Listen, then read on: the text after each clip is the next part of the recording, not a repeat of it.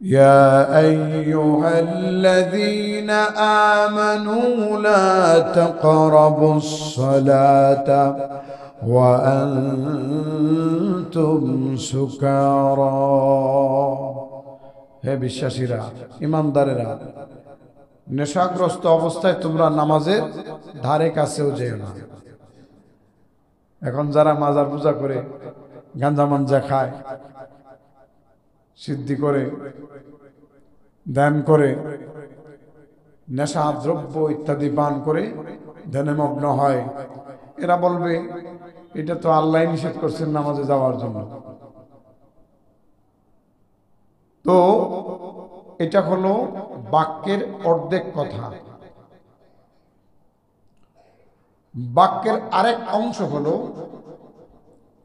যখন দেখলেন এই মাদকতার পরিস্থিতি খুবই খারাপ, আল্লাহ রাব্বুল আলামিন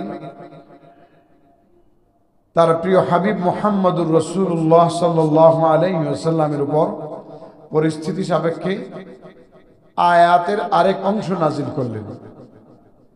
রব্বুল আলামিন বলেন, ইয়াসআলুনাকা আনিল খামরি ওয়াল মাইসির কুল ফীহিমা ইসমুন কাবীরুন ওয়া মানাফিউ লিন-নাস। আপনাকে লোকেরা মাদক সম্পর্কে, জুয়া সম্পর্কে জিজ্ঞেস করে। বর্তমানে ক্যাসিনো আছে না নাই? জুয়া আছে না নাই? তো এই ক্যাসিনো, জুয়া, এই মাদকতা ইত্যাদি সম্পর্কে জিজ্ঞেস করে। আল্লাহ তাআলা তার হাবিবকে বলতেছেন, আপনি বলে দিন, ফীহিমা ইসমুন কাবীর, এর মধ্যে মানুষের বড় পাপ রয়েছে। এই দুয়ের মধ্যে অনেক বড় পাপাচারিতা রয়েছে।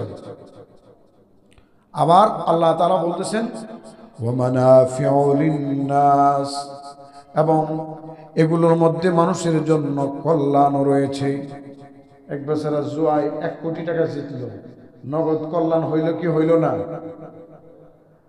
মাদক সেবন করার পর চরম উত্তেজনা তৈরি হয়। অতিরিক্ত মাদকাসক্ত গ্রহণের কারণে অতিরিক্ত যৌন উন্মাদনা, উত্তেজনা তৈরি হয়। সমাজের কিছু কিছু মানুষ মাঝে মধ্যে বলে যে গাঁজাখোরের বউ যায় না। গাঁজাখোরের বউ যায় না কেন? মাদক সেবনকারীর বউ যায় না কেন? মাদক সেবনের কারণে অতিরিক্ত যৌন উত্তেজনা অনুভব হয়, তো এই জন্য যায় না।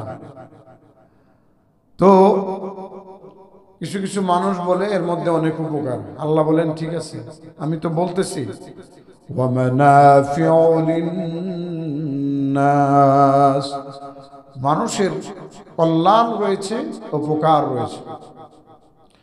ওয়া ইসমুহুমা আকবারু মিন নাফইহিমা, কিন্তু পাপটাই সবচেয়ে বড় বিষয়। রব্বুল আলামিন বলেছেন, যালিকুম ফিসক, এটা হলো সম্পূর্ণটাই পাপাচারিতা।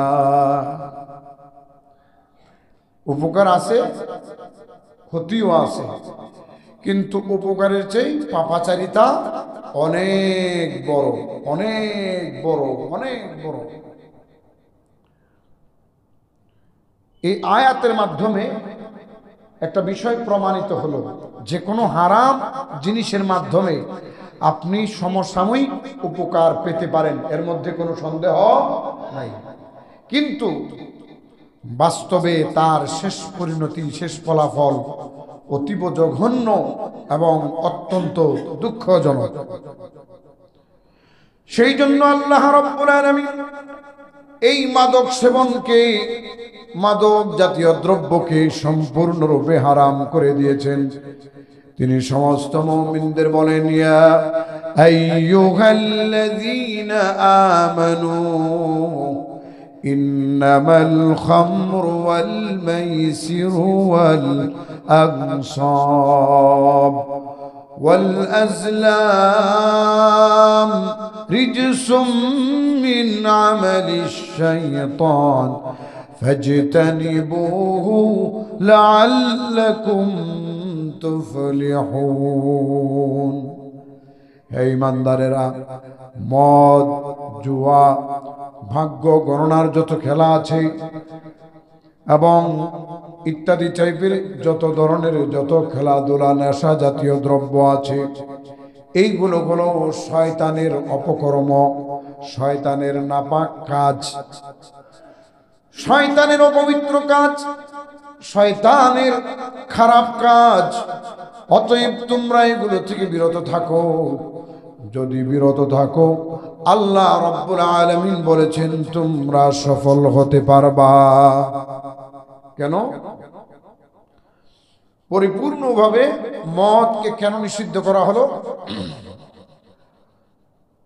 রব্বুল আলামিন বলেন, ইন্নামা ইউরিদুশ শাইতান আন ইউকিআ বাইনাকুমুল আদাওয়াতা ওয়াল বাগদা ফিল খামরি ওয়াল মাইসির ওয়া ইয়াসুদ্দাকুম আন যিকরিল্লাহি ওয়া আনিস সালাহ ফাহাল আনতুম মুনতাহুন।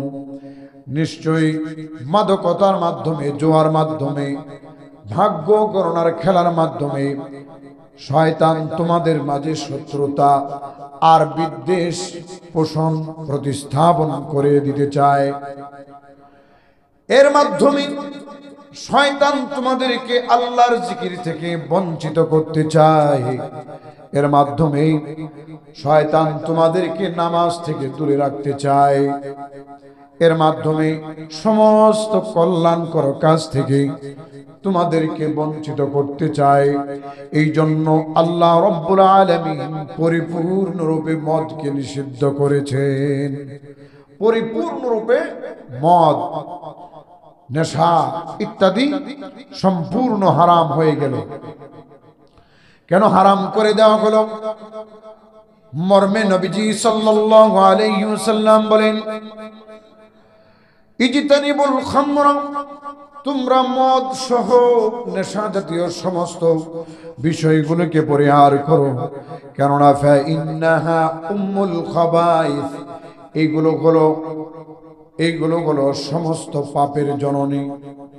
মাদক সেবন করা এটা সমস্ত পাপের জননী, মানে সমস্ত পাপের উৎস হলো মদ, মাদক জাতীয় দ্রব্য সেবন করা।